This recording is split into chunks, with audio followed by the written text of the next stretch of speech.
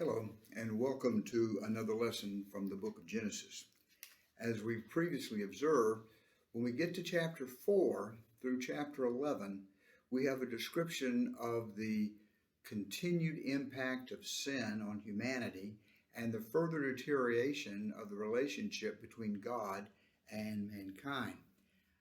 We saw in the last lesson that this culminated with God destroying life on the earth by the flood, of course, saving Noah and those animals that were on the ark. Genesis 6 and 7 describes this. The Lord saw how great the wickedness of the human race had become on earth, and that every inclination of the thoughts of the human heart was only evil at the time. The Lord regretted that he had made human beings on the earth, and his heart was deeply troubled. So the Lord said, I will wipe from the face of the earth the human race I have created, and with them the animals, the birds, and the creatures that move along the ground, for I regret that I have made them. And of course, then we had the lesson on the flood, and we talked about the covenant that God made with Noah after the flood, a contract, a promise that he would never again destroy all life by the use of floodwaters. After the flood, God modified the dietary instructions. Chapter 9, verse 3. Everything that lives and moves about will be food for you. Just as I gave you the green plants, I now give you everything. So the diet was expanded from plant life to include animals. He gave Noah and his family instructions that sounded very similar to what he had given to Adam and Eve. Chapter 9, verse 1. Then God blessed Noah and his sons, saying to them, be fruitful and increase in number and fill the earth. In chapter 10, following the flood, we have a list of chronology, a list of tables of the peoples that descended from Noah's three sons. And it's interesting.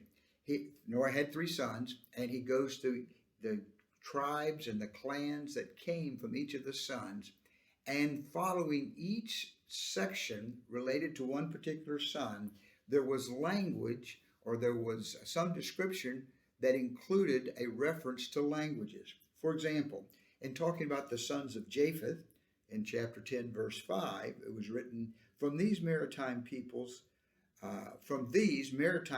spread out into their territories by their clans within their nations, each with its own language. And then in chapter 10, verse 20, these are the sons of Ham by their clans and languages in their territories and nations. And then in 10:31, these are the sons of Shem by their clans and languages in their territories and nations. The lesson then begins in verse 32 of chapter 10, the final verse of chapter 10. And that verse reads, these are the clans of Noah's sons, according to their lines of descents within their nations. From these nations spread out over the earth after the flood. So that's kind of a summary verse of what's happened in chapter 10.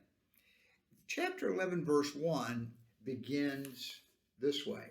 Now the whole world had one language and common speech. As the people moved eastward, they found a plain in Shinar and settled there. The verse in chapter 1 seems to be contradicting what was said in chapter 10. In chapter 10, it described how each of these sons had children, and these children had children, and they formed these tribes and these clans, and they spread out everywhere, and they all had their different languages. And then we get to chapter 11, verse 1, and the first thing it says is, the world had one language, a common speech. Now, the fact that at least early on, there would be one language, one common speech, makes sense. I mean, the only life that survived the flood was Noah and his sons, and they all spoke the same language. So those initial families, descendants of Noah's sons, would have the same language.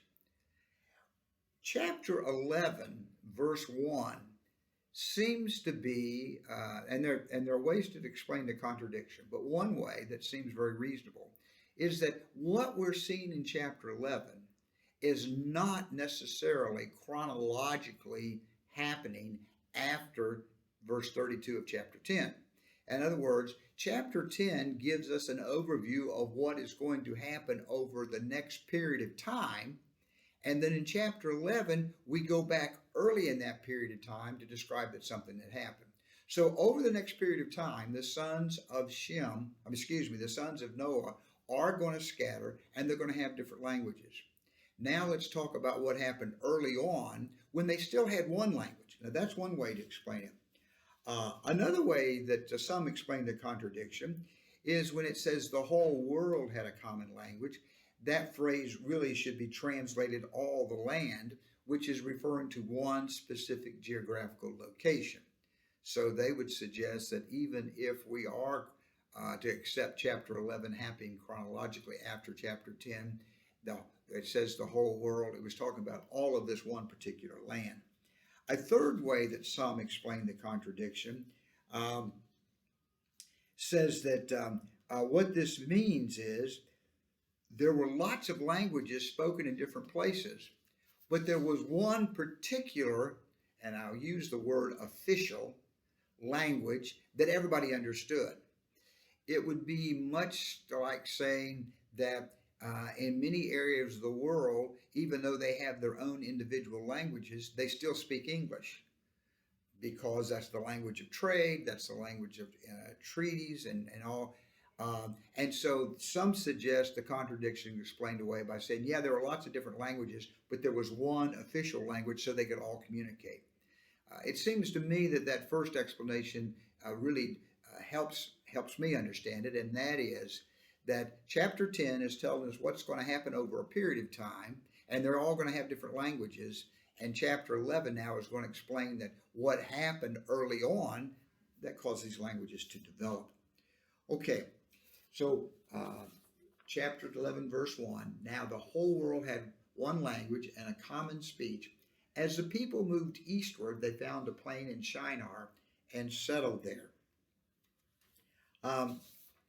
As the people, the descendants of Noah, this would seem to suggest, and especially if we take this and say we're going back to the end of chapter 9, if they come off the ark, they make the covenant, they're given instructions to have children, and now these families, these early families, they move eastward, and eastward is a directional that expresses a perspective, and since this was being written for and by Israelites, this was from Israel's perspective. They moved eastward into what we would call Mesopotamia. The area, Shinar is an area between the rivers, Mesopotamia being the land between the rivers. And of course, we know in our world history classes, we talk about Mesopotamia being the cradle of civilization.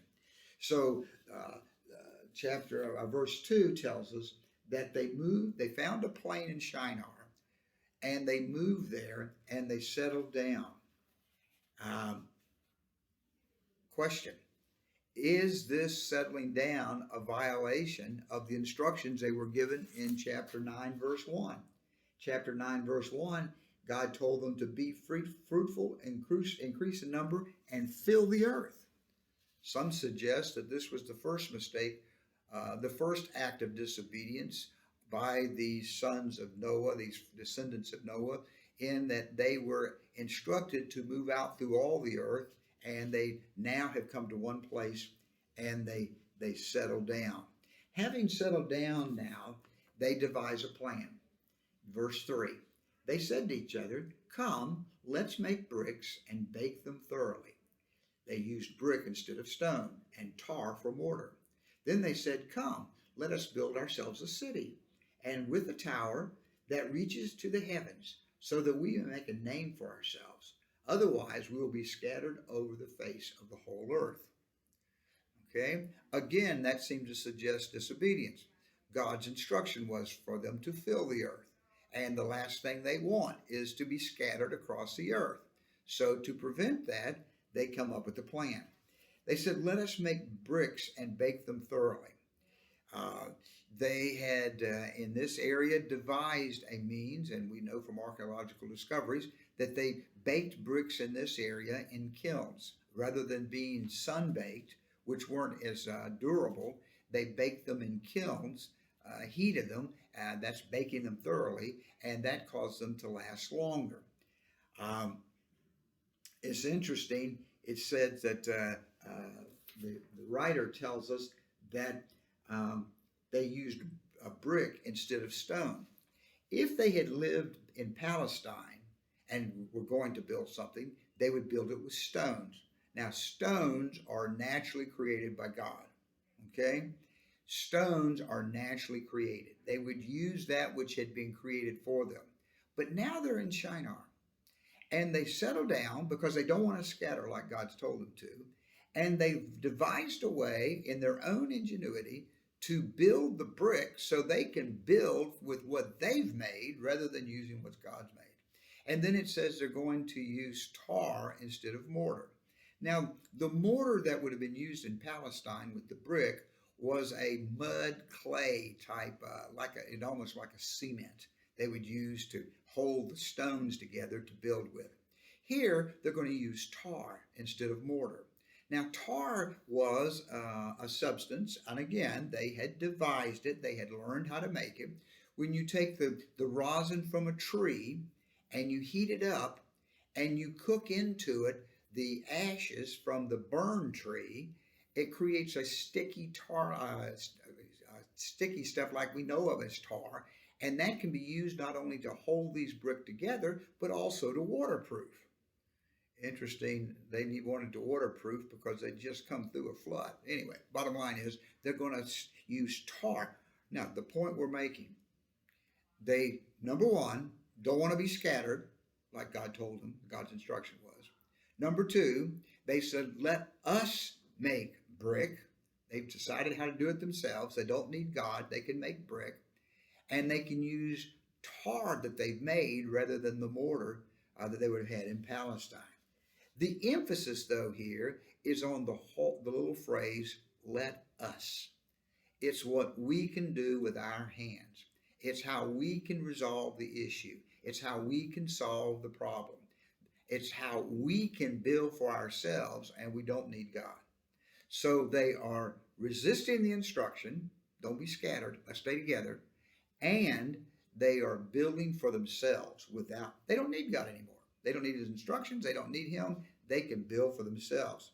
Now, it's interesting, after they have said, let us make brick, they come back and say, in verse 4, let us build ourselves a city with a tower that reaches to the heavens so that we can make a name for ourselves. Otherwise, this is what they're trying to avoid. We will be scattered over the face of the whole earth. They planned to settle down there. They wanted to build a city and stay there. Rebellion. Don't go to the rest of the world. They wanted to build a city and stay there. One writer said that the first problem they had was a missional problem. God's mission for them was to fill the earth. They didn't want to do that. They wanted to stay there. They wanted to build a city.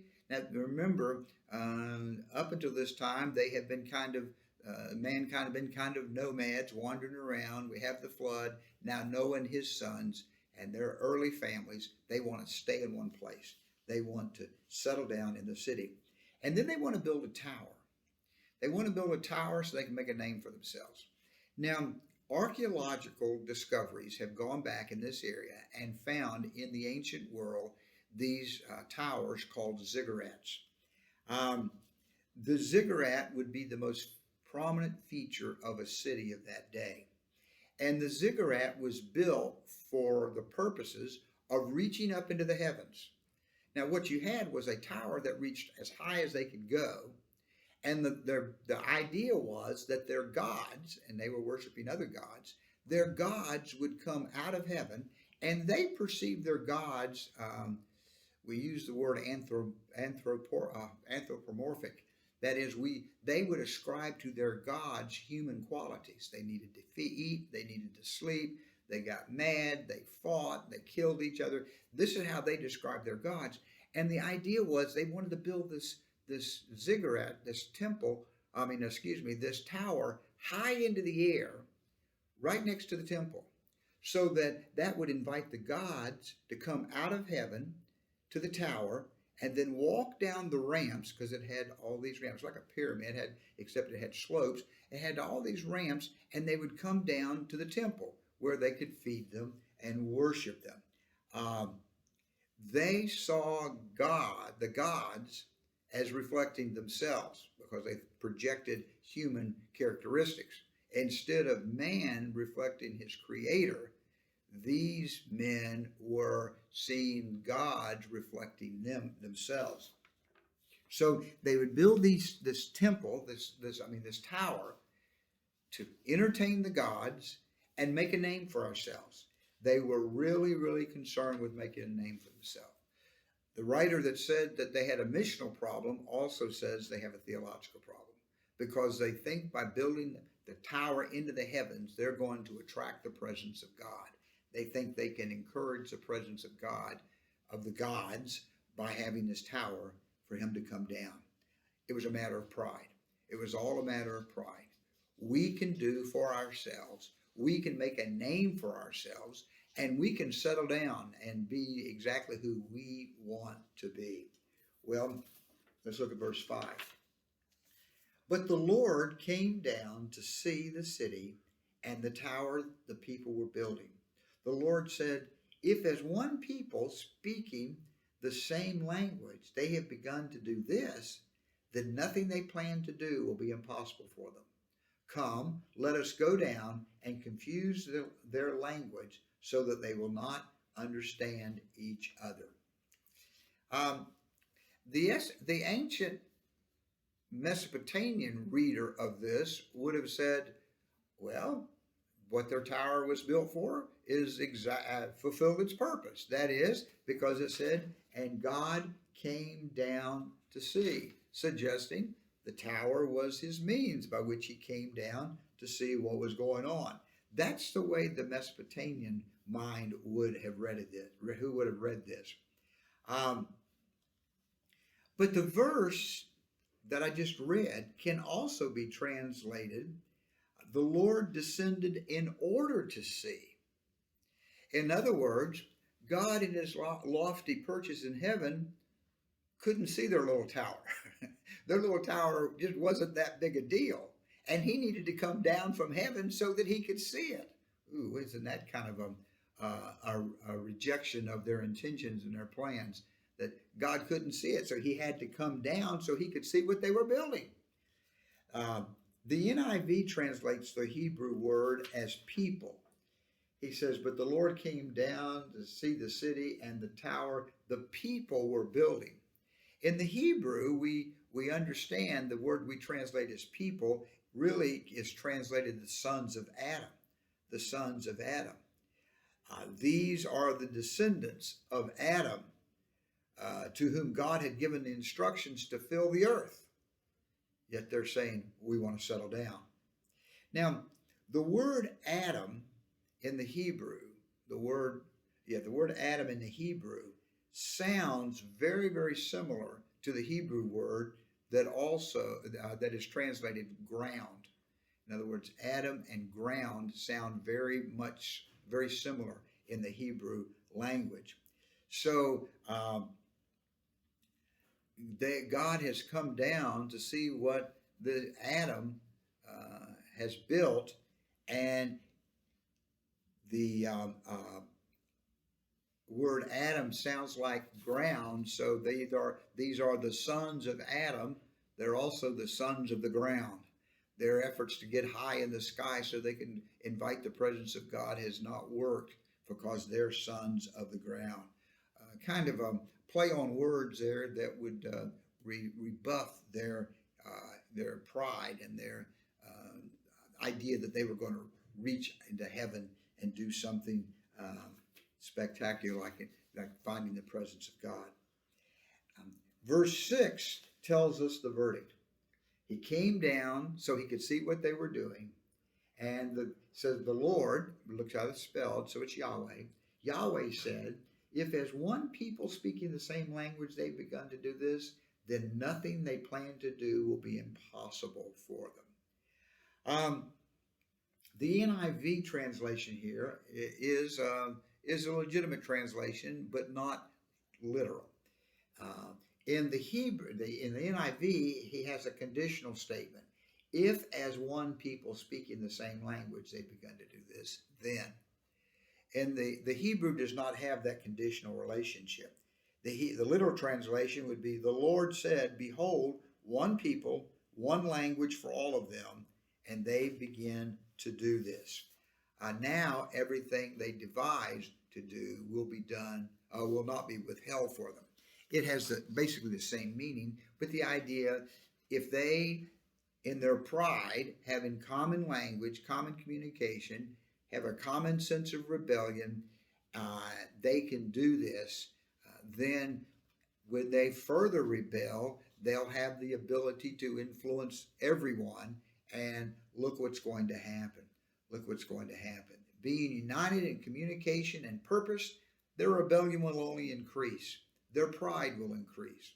We don't need God. Let us build. We need to settle here. If they can continue to communicate in one language, that's only going to grow. It's interesting, we note, when we go back to creation, we see that God made man with great potential, great abilities, great skills. But we see here man using that potential, those skills, how? For themselves, not fulfilling God's mission. Verse 7, come, let us go down and confuse their language so that they will not understand each other. This is the consequence. The verdict is we've got to do something. The consequence is let us go down and confuse their language. The irony here is God uses the same language, the same phraseology that Noah's descendants used. They said, come, let us make brick. Come, let us build a city and a temple. And God said, come, let us go down.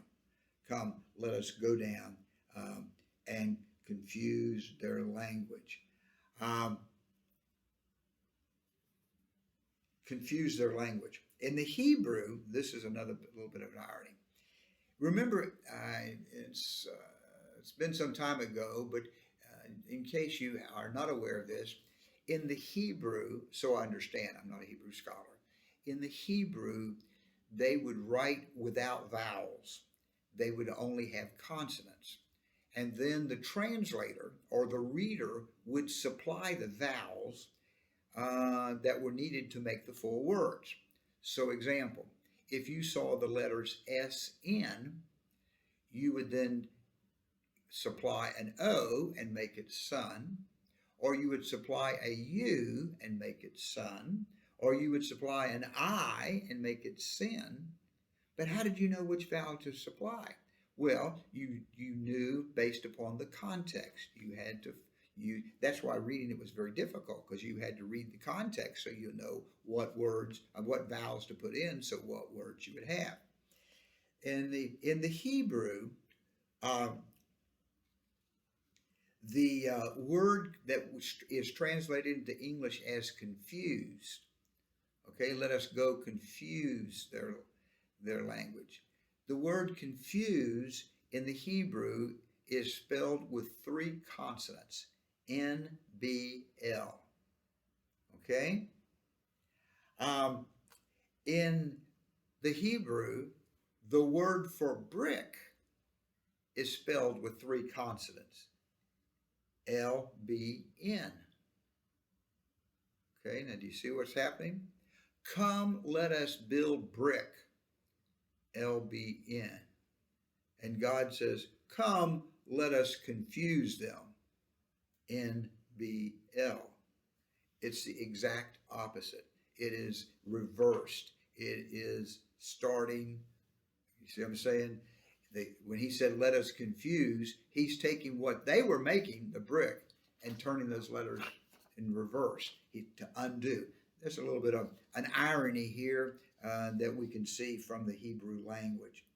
Um, what God was doing, what man thought he was doing for himself, building brick, God would come down and undo, because he would come down and confuse them. So the Lord scattered them all over the earth, and they stopped building the city. This is why it is called Babel, because there the Lord confused the language of the whole world. From there the Lord scattered them over the face of the whole earth. So that from that verse 9, we then see the fulfillment of the end of chapter 10, where it said they scattered all over and they had their several languages. Okay. He says the place was called Babel. In the ancient Mesopotamian language, there is a word called Bab-Elu, which means the gateway to God. In the Hebrew, the word Balal means confused. They thought they were building a gateway for God, a ramp down from the heavens, and they would bring God's presence to them. But they were confused. They misunderstood who God is. They misunderstood what God wanted. They were confused, and then God only further confused them. And in this confused state, they have now been scattered all over the whole world. The irony is they didn't understand what God planned for them, and now they can't even understand each other. They didn't understand what God planned for them. They tried to do what they wanted to do for themselves, and now they've been scattered and can't even understand each other. But out of this word, these words, these Mesopotamian words, these Hebrew words, we get the word Babel, which we understand Babel to mean, those utterances that that no one can translate or decipher what they mean. But the name Babel, this is what they call the place Babel, because from that point forward, they could not understand each other. They were confused. They had a confused language, and the Lord scattered them over the face of the earth. Man's pride and rebellion showed itself again. God has come down and once again caused them to scatter. Notice what he's doing, though. By scattering them, this is not necessarily for punishment. This is to protect them from themselves. Remember what he said? If they stay together and they have one language, then their rebellion is going only to increase. So by scattering them, he's trying to protect them from themselves. And of course, with the conclusion of chapter 11, the rest of Genesis then will describe God reaching out through the call of Abraham and through the descendants of Abraham, trying to reach out to mankind through one particular people, the children of Abraham. Well, this lesson illustrates something that we're very painfully aware of, and that is one of the biggest temptations we have is pride. We want to do it ourselves. We want to do it our way. When something comes up, we figure it out. We have to be very sensitive to the fact that if we're not careful, we'll let our human nature take over and work everything out and then ask God to bless it. Man just has this idea that he can fix everything himself, figure everything out for himself. And man gets very frustrated when he can't. This is a temptation even for believers. We need to rely on God. And how do we avoid that temptation? Well, it takes a focus on his will, his plan. That was the problem here. They didn't want to have anything to do with his plan. They had decided they wanted to stay there. Seeking his plan, focusing on his presence. When we stop to think about all the things he's done for us, we stop to think about all the times he has helped us. When we see how he has worked his plan, it helps us to rely in faith upon his handling our situations. The problem is we get so busy, though, with our busy work, even doing good things, we get our focus off of him. Or when the crisis comes, we get our attention on the circumstances We got our focus off of him. These are the times we need to focus on him, what he has done and what he will do. His faithfulness we can count on. It is of the Lord's mercy that we are not consumed, the ancient writer said. It is his mercy, his grace, his mercy is new each morning. Great is his faithfulness. He's given us the promise. Do not be afraid. I am with you. Do not be dismayed. I am your God. I will strengthen and help you. With my righteous right hand, I'll support you. It is his intent to care for us, but we need to focus on him. Not like these folks. We use the old term, we have to surrender self, die out to self, get beyond self and self's abilities. This week, may we be sensitive to those times that we try to take over. And may this be a week of seeking God's presence, seeking his direction in our lives, such that we will be surrendered into his care. Let's pray. Father, we thank you for reminding us of your faithfulness. We realize you have a plan for us. Father, this week, may we see that plan unfolding. And as we open ourselves to you and submit ourselves into your hands, our prayer is, in us and through us, thy kingdom come, thy will be done. Amen. Thank you.